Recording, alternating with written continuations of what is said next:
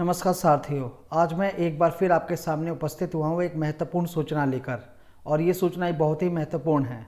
जैसा कि आप मेरे स्क्रीन पे देख रहे हैं कि रोजगार खबर, उत्तर प्रदेश में बहुत ह्यूज संख्या में वैकेंसी आई है टीजीटी और पीजीटी की, और वो भी बिना सीटेट और यूपीटेट, यानी कि आप बिना सीटेट और यूपीटेट पास किए भी डायरेक्ट टीजीटी में अप्लाई कर सकते हैं। जैसा कि आप स्क्रीन पे देख रहे हैं कि टीजीटी में पुरुष वर्ग में 11,451 पद आए हैं और टीजीटी महिला वर्ग में 1,462 पद हैं। पीजीटी पुरुष वर्ग में 2,281 पद है और पीजीटी महिला वर्ग में 314 पद है। फॉर्म 29 तारीख से ही आना स्टार्ट हो गया है। एक मिनट रुकिएगा ज़रा, ये थोड़ी सी पीपीटी में दिक्कत आ गई है। लाइन पे रहिएगा।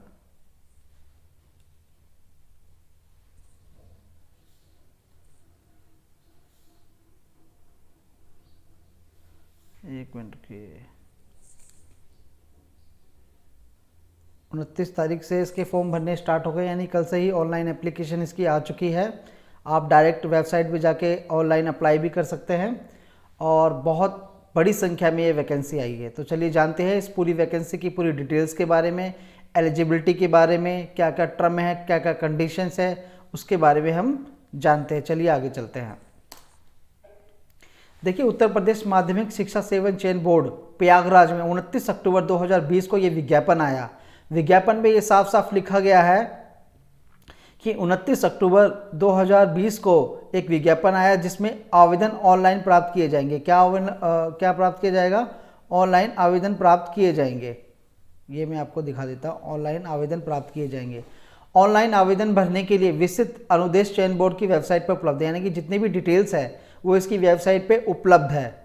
और इसकी अंतिम तिथि है 30/11/2020, यानी 30/11/2020 तक आप ऑनलाइन फॉर्म भर सकते हैं और 27 नवंबर 2020 तक आप पार्ट 1 भर सकते हैं और इसकी पेमेंट कर सकते हैं। तो चलिए आगे जानते हैं इसके डिटेल्स में। देखिए, बात करते हैं पीजीटी की। किसकी बात करते हैं? पीजीटी का मतलब होता है परफेक्ट ग्रेजुएट टीचर, यानी प्रवक्ता, लेक्चरार। विज्ञापन संख्या 02/2020 में प्रवक्ता की संख्या, यानी कि इसमें डिटेल्स बताई गई है कि 29 अक्टूबर 2020 से फॉर्म स्टार्ट होगा, यानी कि रजिस्ट्रेशन स्टार्ट होगा और ऑनलाइन शुल्क जमा करने की तिथि स्टार्ट होगी 29/10 से ही 2020 से ही स्टार्ट होगी। भाग 1 यानी पार्ट 1 अप्लाई करने की तिथि होगी 27 नवंबर 2020 को और ऑनलाइन शुल्क जमा करने की तिथि भी होगी 27 नवंबर 2020 को और अंतिम तिथि होगी पार्ट 2 भरने की, वो है 30 नवंबर 2020 तक। तो ये महत्वपूर्ण डेट्स है, इसे नोट डाउन कर लीजिए। बात करते हैं वैकेंसी की। प्रवक्ता यानी कि जो मेल कैटेगरी में जो पीजीटी की वैकेंसी है उसकी टोटल वैकेंसी है 2281 वैकेंसी। कितनी है? 2281 वैकेंसी है, जिसमें हिंदी की आप वैकेंसी देख रहे हैं 363 है, गणित की 98 है, गृह विज्ञान की 2 है और नागरिक शास्त्र की 153 है, भूगोल की 250 है, समाज शास्त्र की 232 है, जीव विज्ञान की 108 है। इस तरह की पूरी की वैकेंसी डिटेल कैटेगरी वाइज दी गई है, जिसमें कि जनरल कैटेगरी, ओबीसी कैटेगरी और एससी कैटेगरी, इन सबको दिया हुआ है। देख रहे हैं ना आप, ये जनरल कैटेगरी, ओबीसी कैटेगरी, इनकी वैकेंसी कैटेगरी वाइज दी हुई है। तो इसको भी नोट डाउन कर लीजिए। आप जो भी जिस भी वैकेंसी के लिए एलिजिबल हैं आप उसको नोट डाउन कर लीजिए। ठीक है, चलिए आगे चलते हैं। बात करते हैं कि महिला वर्ग में कितनी वैकेंसी आई है। महिला वर्ग में तो इस बार वैकेंसी काफ़ी कम है, 314 वैकेंसी है और काफ़ी कम वैकेंसी आई है। और जनरल की, ओबीसी की, एससी की, एसटी में तो ना के बराबर ही वैकेंसी है। लेकिन यहाँ पे एक बात बहुत महत्वपूर्ण बिंदु है जो कि मैं आपको बता दूं कि जो महिला वर्ग है वो पुरुष वर्ग और महिला वर्ग दोनों में अप्लाई कर सकती है। लेकिन जो पुरुष वर्ग के व्यक्ति है, जो मेल कैटेगरी व्यक्ति है, वो सिर्फ मेल कैटेगरी में ही अप्लाई कर सकते हैं, जबकि महिला वर्ग की कैटेगरी के वो पुरुष वर्ग में भी अप्लाई कर सकते हैं, उनके स्कूल में भी अप्लाई कर सकते हैं और फीमेल्स स्कूल में भी अप्लाई कर सकते हैं। ये उनके लिए बहुत महत्वपूर्ण सूचना है। तो चलिए आगे बढ़ते हैं। 314 वैकेंसी आई हुई है। टोटल महिला वर्ग के लिए पीजीटी के लिए। चलिए आगे बढ़ते हैं, बात करते हैं शुल्क की, यानी कि एग्जामिनेशन फीस की। जनरल कैटेगरी के लिए जो फीस है वो है 750 रुपये। कितनी है? 750 रुपये। 50 रुपये उसमें प्रोसेसिंग फीस है, यानी ऑनलाइन प्रक्रिया शुल्क है। EWS की 600 रुपये फीस है, टोटल 650 रुपये है। OBC की 750 है, उसमें कोई रियायत नहीं है। SC की 450 रुपये और ST की 250 रुपये है। ये इनके लिए शुल्क है, परीक्षा शुल्क है। बात करते हैं, चलिए आगे चलते हैं। अब बात करते हैं एज की। देखिए इसमें जो मिनिमम एज है वो 21 वर्ष से कम ना हो। मैक्सिमम एज इन्होंने दी नहीं हुई, लेकिन आयु सीमा जो 1 जुलाई 2020 को 21 वर्ष से कम नहीं होनी चाहिए। पे ग्रेड इसका 4800 पे ग्रेड है। क्या पे ग्रेड है? 4800 पे ग्रेड।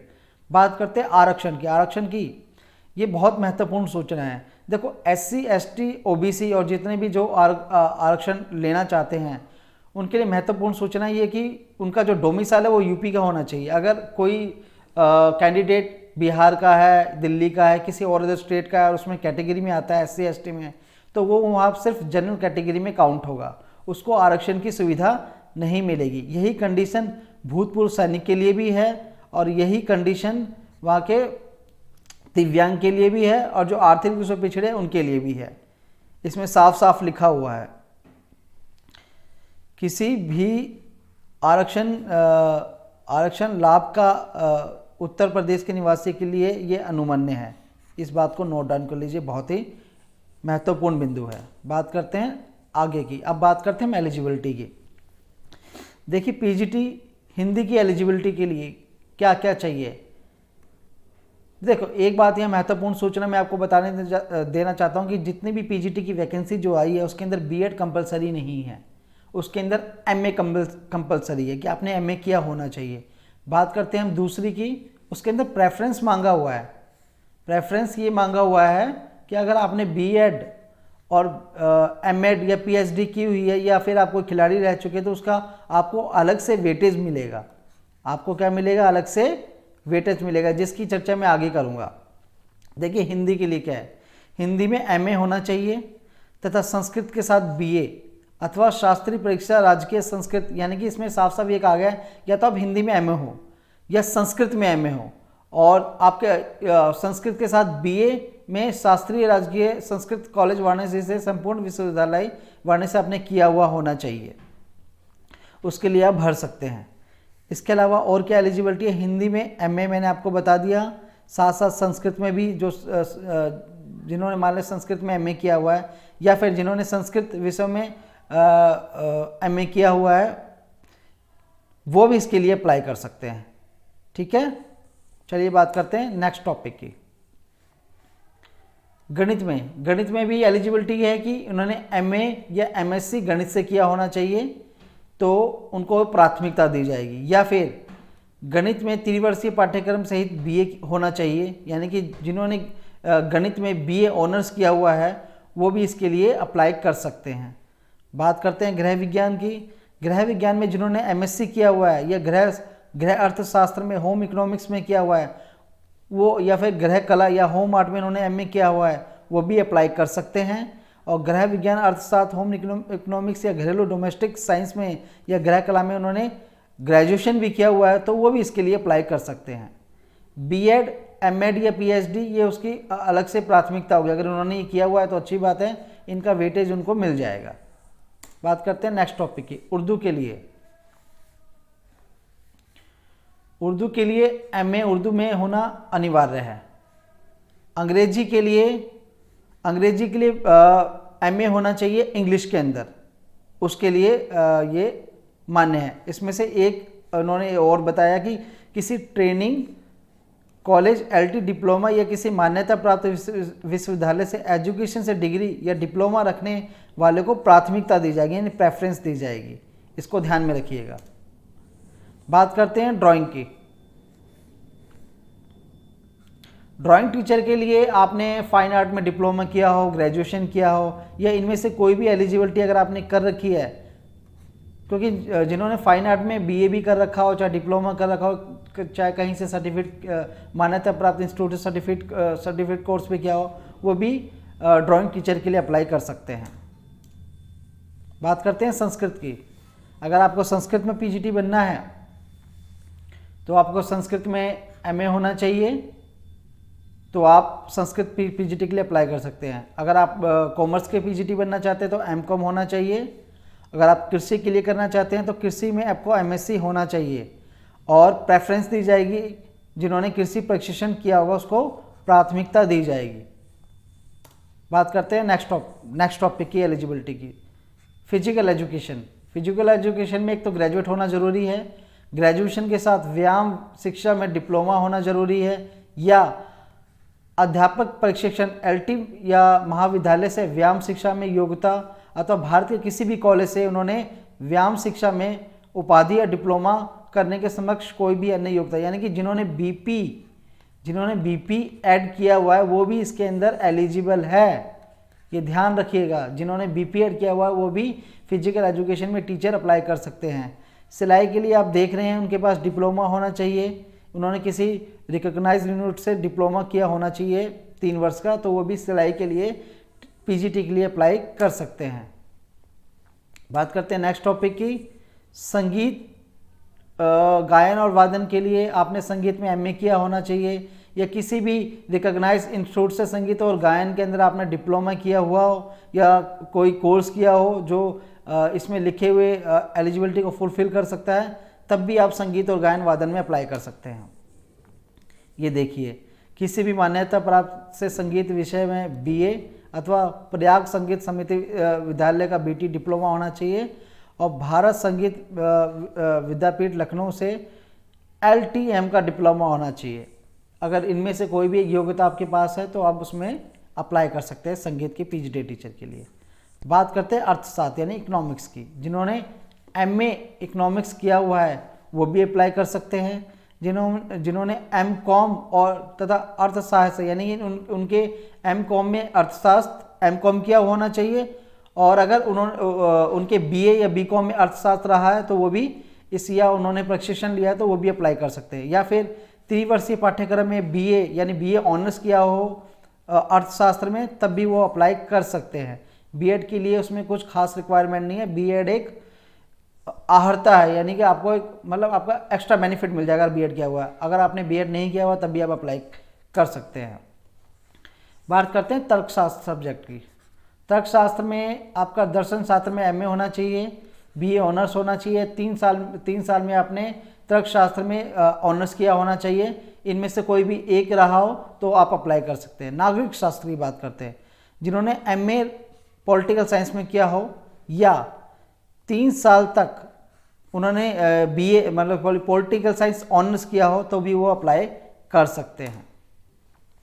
बात करते हैं इतिहास की। इतिहास में भी यही है, या तो आपने इतिहास में एमए किया हो या प्राचीन भारतीय इतिहास में एमए किया हो, या फिर इसके साथ आपने ऑनर्स किया हो, पोल साइंस ऑनर्स किया हो, तब भी आप अप्लाई कर सकते हैं।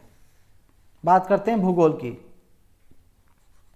भूगोल में भी यही क्वालिफिकेशन, या तो आपने ज्योग्राफी में एमए किया हो या एमएससी किया हो। एमएससी वाला भी ज्योग्राफी में अप्लाई कर सकता है, इस बात को ध्यान में रखिएगा। और या फिर आपने ज्योग्राफी ऑनर्स किया हो तब भी आप इसमें अप्लाई कर सकते हैं। बात करते हैं साइकोलॉजी यानी मनोविज्ञान टीचर की। या तो उन्होंने एमए मनोविज्ञान में किया हो या इन्होंने एमएड किया हो, वो दोनों अप्लाई कर सकते हैं। बात करते हैं समाजशास्त्र की। जो सोशियोलॉजी की पीजीटी बनना चाहते हैं, या तो उन्होंने एमए समाजशास्त्र में किया हो या फिर समाजशास्त्र में यानी सोशियोलॉजी में बीए ऑनर्स किया हो, वो भी अप्लाई कर सकते हैं इसके अंदर। बात करते हैं शिक्षा शास्त्र की, यानी कि जो लोग शिक्षा शास्त्र में टीचर बनना चाहते हैं, या तो उन्होंने एमए किया हो शिक्षा शास्त्र में या एमएड किया हो, या फिर बीए या बीएससी किया हो शिक्षा शास्त्र में, या फिर एलटी या बीटी या बीएड के साथ मनोविज्ञान में एमए होना चाहिए, वो भी अप्लाई कर सकते हैं। यानी कि इसमें काफ़ी सारे ऑप्शंस है, अगर इनमें से आपने कुछ भी किया हो तो आप अप्लाई कर सकते हैं। बात करते हैं जीव विज्ञान की।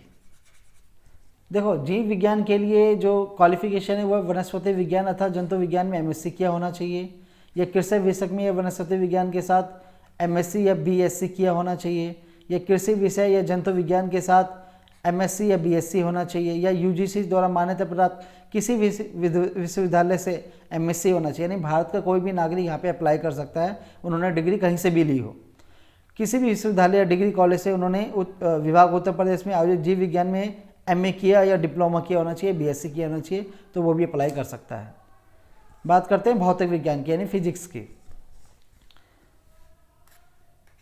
फिजिक्स में एमएससी भौतिक विज्ञान में किया होना चाहिए। किसी विश्वविद्यालय से उन्होंने शिक्षा विभाग या उत्तर प्रदेश में आयोजित भौतिक विज्ञान में एमए किया होना चाहिए, साथ में बीएससी किया होना चाहिए। रसायन विज्ञान में भी एमएससी मांगा हुआ है, या फिर उन्होंने जो फिजिक्स केमिस्ट्री ऑनर्स किया होना चाहिए, वो भी अप्लाई कर सकता है। ये भारत के किसी भी विश्वविद्यालय से उन्होंने केमिस्ट्री ऑनर्स किया होना चाहिए, तो वो अप्लाई कर सकता है। बात करते हैं इसके एग्ज़ाम स्ट्रक्चर की। देखिए, मान लीजिए 100 नंबर का एग्ज़ाम है, तो 100 नंबर में से जो 85% अंक है वो आपके लिखित परीक्षा का वेटेज मिलेगा। 10% जो अंक होगा वो मिलेगा आपके इंटरव्यू के ऊपर। देखो, सामान्य ज्ञान पे जो इंटरव्यू पूछा जाएगा उसमें 4% अंक जोड़े जाएंगे, यानी 4 अंक जोड़े जाएंगे। आपका जो पर्सनैलिटी जजमेंट होगा, यानी व्यक्तित्व परीक्षण होगा, उसके 3% अंक होंगे। और अभिव्यक्ति योग्यता, या कि आपके अंदर बोलने की कितनी क्षमता है, अभिव्यक्ति क्या है, आपका पर्सनैलिटी क्या है, उसमें 3% अंक जोड़े जाएंगे। तो टोटल 85 और 10 कितने हो गए, 95। अब 5 अंक उन व्यक्ति के लिए जिन्होंने पीएचडी कर रखी है, उनको 2 नंबर एक्स्ट्रा मिलेंगे। जिन्होंने एमएड की हुई है उनके लिए 2 नंबर एक्स्ट्रा मिलेंगे। और जिन्होंने बीएड किया हुआ है, देख लीजिए, जिन्होंने बीएड नहीं किया वो अप्लाई तो कर सकते हैं, लेकिन जिन्होंने बीएड भी किया हुआ है उनको 1% अंक ज़्यादा मिलेगा। इस बात को ध्यान में रखिएगा। और जो लोग राज्य की टीम या यूपी में खिलाड़ी रह चुके हैं, उनको भी 1 नंबर का अतिरिक्त वेटेज दिया जाएगा। चलिए आगे बढ़ते हैं दोस्तों। बात करते हैं नंबर्स की, कि परीक्षा में अधिभार कितना होगा। देखो, लिखित परीक्षा जो होगी वो होगी 425 अंक की, और इंटरव्यू कितने का होगा, 50 नंबर का। और जो आपका जो पीएचडी, एमएड और बीएड, इसका जो अधिभार दिया जाएगा वो आएगा 25 नंबर का। तो टोटल जो नंबर होगा पीजीटी का वो होगा 500 नंबर का पेपर आएगा। 500 नंबर में से 425 नंबर आपके लिखित परीक्षा, 50 इंटरव्यू की और 25 उसके। तो इसी के आधार पे आपका वेटेज दिया जाएगा और आपका सिलेक्शन और फाइनल मेरिट तैयार होगी। आगे चलते हैं, इसके बारे में बात कर लेते हैं। देखो, लिखित परीक्षा का जो चयन होगा 425 अंक की, जैसा कि मैं बता चुका हूँ। उसके अंदर 125 प्रश्न होंगे। कुल कितने प्रश्न होंगे, 125। प्रत्येक प्रश्न कितने अंक का होगा, 3.4 अंक का होगा। सभी प्रश्न करने अनिवार्य होंगे, यानी सभी प्रश्न में कोई ऑप्शन नहीं होगा, सभी प्रश्न करना जरूरी है। और तद लेक्चरार के लिए लिखित परीक्षा में 300 अंकों की होगी, यानी कि 390 अंकों की क्या होगी, लिखित परीक्षा होगी। 1 मिनट रुकिएगा। प्रवक्ताओं के लिए लिखित परीक्षा 390 अंकों की होगी और प्रत्येक प्रश्न 3.12 अंकों का होगा। इस बात को ध्यान में रखिएगा। समय अवधि, यानी जो पेपर होगा वो 2 घंटे का होगा। और प्रश्न स्वरूप, यानी मल्टीपल चॉइस क्वेश्चन आएगा, इस बात को ध्यान में रखिएगा। सही उत्तर गोले और उत्तर पत्रक या काली स्याही या बॉल पेन से ही काला करना होगा। इसके अलावा आप किसी और पेन का यूज़ नहीं कर पाएंगे। ठीक है, बात करते हैं इंटरव्यू की और मेरिट लिस्ट की। लिखित परीक्षा के आधार पर प्राप्त अंकों के तथा तथ्य प्रवक्ताओं द्वारा प्राप्त अंकों, लिखित परीक्षा, देखो मेरिट कैसे बनेगी, लिखित परीक्षा में प्राप्त अंक और आपका जो सेवा आधारित प्राप्त अंक है अपने, यानी बीएड, एमएड या फिर आप खिलाड़ी है तो उसका अंक, और उसके बाद आपका इन दोनों के अंकों को मिलाकर फिर आपका इंटरव्यू के लिए मेरिट आएगी। इंटरव्यू मेरिट के बाद आपके फिर इंटरव्यू होगा और इंटरव्यू में जो नंबर आएगा वो जुड़ के फिर फाइनल मेरिट तैयार होगी। तो इस बात को ध्यान में रखिएगा। अब देखो, यहाँ पे महिलाओं के लिए एक अच्छी खबर है। महिला अभ्यर्थी बालक और बालिका दोनों वर्ग के लिए अप्लाई कर सकते हैं, दोनों वर्ग के लिए, परंतु आवेदन पत्र में वांछित यानी बालक या बालिका वर्ग का यथास्थान उल्लेख करना आवश्यक होगा कि कौन से स्कूल के लिए अप्लाई कर रहे हैं। तो ये उनके लिए एक प्लस पॉइंट है कि जो महिला वर्ग है वो बालक और बालिका यानी मेल और फीमेल दोनों के स्कूलों में अप्लाई कर सकते हैं। एक महत्वपूर्ण बिंदु ये भी, भाषा विषयों के प्रश्न उसी भाषा में होंगे जिस भाषा का प्रश्न पत्र होगा। ध्यान, अगर हिंदी का है तो हिंदी भाषा में होगा, संस्कृत का संस्कृत में होगा, अंग्रेजी का अंग्रेजी में होगा, उर्दू का उर्दू में होगा, बंगला का बंगला में होगा। ठीक है। उत्तर प्रदेश के आरक्षित श्रेणी के सभी अभ्यर्थी आवेदन अपनी आरक्षण श्रेणी अवश्य अंकित करें। ध्यान रखिएगा, जो आरक्षण की जो सुविधा है, जो फैसिलिटी है, वो सिर्फ यूपी वालों को ही मिलेगा। SC, ST, OBC और EWS, स्वतंत्रता संग्राम सेनानी और अभूतपूर्व सैनिक और विकलांगजन उत्तर प्रदेश राज्य के मूल निवासी नहीं हैं, उन्हें आरक्षण का अनुमन्य नहीं मिलेगा। इस बात को नोट डाउन कर लीजिए। ऐसे अभ्यर्थी सामान्य श्रेणी में माने जाएंगे। महिला अभ्यर्थियों के मामले में पिता पक्ष से निर्गत जाति निवास प्रमाण पत्र होगा, यानी कि पति का उनका प्रमाण पत्र नहीं चलेगा, उनके पिता की जो जाति होगी वही मान्य होगी। और यूपी का निवास प्रमाण पत्र होना अनिवार्य है अगर आरक्षण का बेनिफिट अगर आप लेना चाहते हैं तो। लिखित परीक्षा में कोई नेगेटिव मार्किंग नहीं होगी, लिखित परीक्षा में प्रत्येक विषय एक वर्ग के लिए, एक पात्र के लिए आवेदन पत्र मान्य होगा। यानी कि अगर आप PGT के लिए अप्लाई कर रहे हैं तो एक वर्ग में ही अप्लाई कर पाएंगे। ये आप ये नोट डाउन कर लीजिएगा, बड़ा ही इंपॉर्टेंट है। दो में अप्लाई नहीं कर पाएंगे एक साथ। बात करते हैं हम TGT की, कि TGT के अंदर क्या योग्यता है, क्या चीज़ है। TGT की बात करते हैं, TGT की वैकेंसी की बात करते हैं। देखो, TGT में जो टोटल वैकेंसी आई है वो आई है 11,451। TGT, जो लोग TGT की तैयारी कर रहे हैं या जिन्होंने BEd किया है उनके लिए बहुत खुशी की बात है, बहुत गुड न्यूज़ है कि बहुत बड़ी मात्रा में वैकेंसी आई है 11,491। यहाँ पे आप देख रहे हैं कि कैटेगरी वाइज बांटा हुआ है संपूर्ण को, कि जनरल की जो वैकेंसी है, एक मिनट रुकिएगा,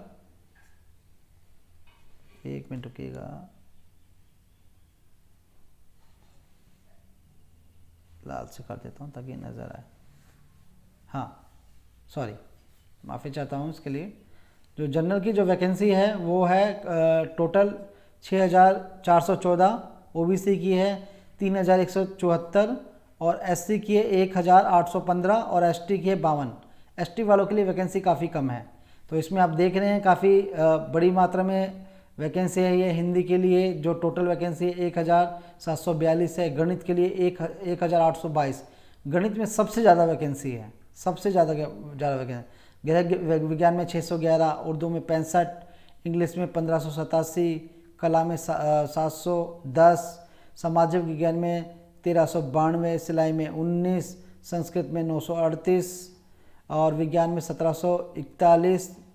इस तरीके की वैकेंसी है, तो बहुत ह्यूज मात्रा में वैकेंसी है। तो ये उत्तर प्रदेश में जो भी बेरोज़गार व्यक्ति और जो पढ़े लिखे लोग हैं जिन्होंने BEd किया हुआ है, जो काफ़ी समय से इंतज़ार करते हैं, उनके लिए बहुत खुशखबरी वाली बात है। बालिका वर्ग में 1462 वैकेंसी है टोटल, ये देख रहे हैं। जनरल वालों के लिए 841 है, OBC वालों के लिए 352 है, SC वालों के लिए 665 है और ST वालों के लिए 4 वैकेंसी है। ST वालों के लिए वैकेंसी काफ़ी कम आई है। बात करते हैं आयु सीमा की। इसमें भी जो आयु सीमा है वो 21 वर्ष से कम नहीं होनी चाहिए, नोट कर लीजिएगा। इसका पे ग्रेड 4600 होगा। और जो मैंने आरक्षण की वाली बात कही, वो जो एप्लीकेबल PGT में होगा वही आपका TGT में भी होगा।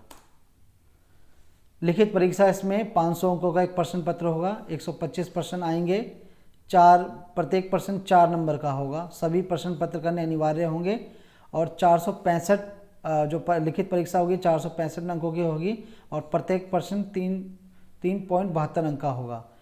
समय अवधि भी 2 घंटे की होगी और इसमें भी मल्टीपल क्वेश्चन आएंगे और इसमें भी जो गोले होंगे वो काली स्याही या बॉल पेन से भरना होगा।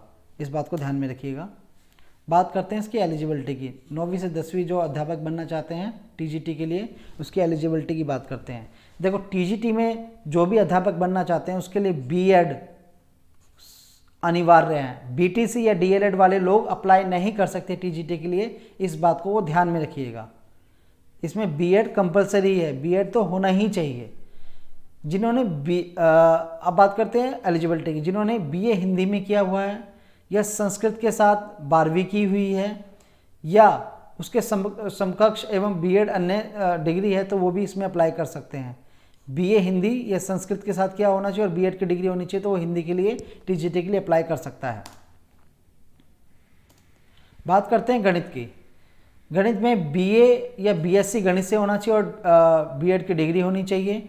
गृह विज्ञान में, अर्थशास्त्र में, होम इकोनॉमिक्स या गृह विज्ञान में उन्होंने ग्रेजुएशन किया होना चाहिए, साथ में बीएड डिग्री होनी चाहिए। या गृह विज्ञान में इलाहाबाद से टीसी कोर्स होना चाहिए और डिग्री होनी चाहिए। या लेडी इरविन कॉलेज से डिप्लोमा होना चाहिए और डिग्री होनी चाहिए बीएड की, तभी वो अप्लाई कर सकते हैं। बात करते हैं उर्दू की। बीए उर्दू में होना चाहिए या एलटी या बीटी या बीएड किया होना चाहिए और साथ में बीएड की डिग्री होनी चाहिए, तो वो अप्लाई कर सकते हैं उर्दू के लिए। बात करते हैं अंग्रेजी की।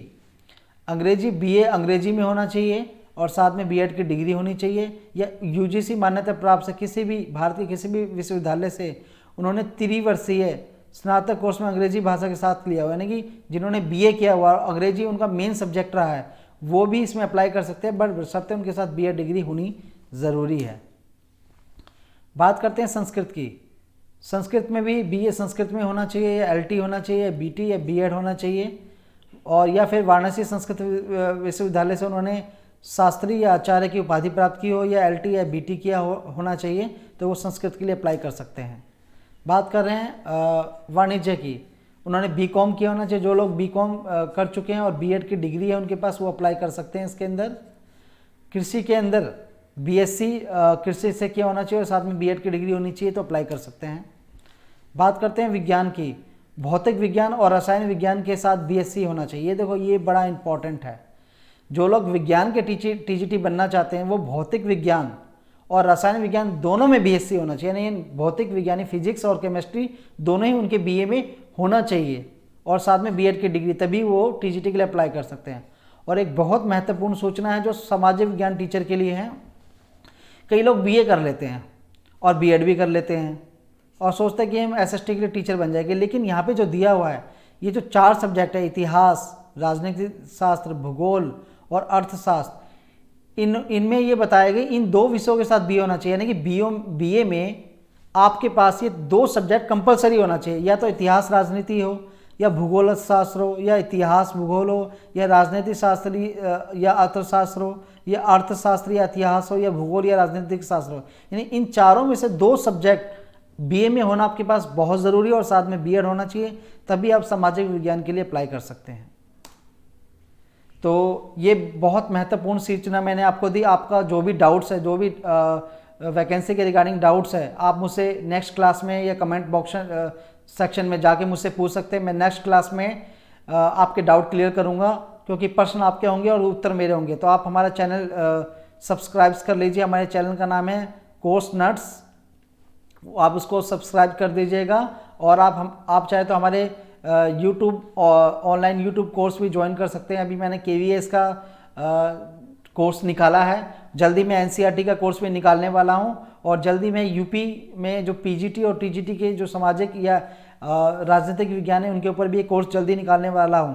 आपको ये सभी कोर्स फ्री में मिलेगा, तो आप हमारा जो यूट्यूब चैनल है कोर्स नट, उसको ज़रूर ज्वाइन कीजिए और मेरे साथ बने रहिए। मैं महत्वपूर्ण सूचना समय समय पर आपको देता रहूँगा। तो थैंक यू वेरी मच दोस्तों, आज के लिए बस इतना ही। नेक्स्ट क्लास में करते हैं आपसे मुलाकात। थैंक यू, धन्यवाद।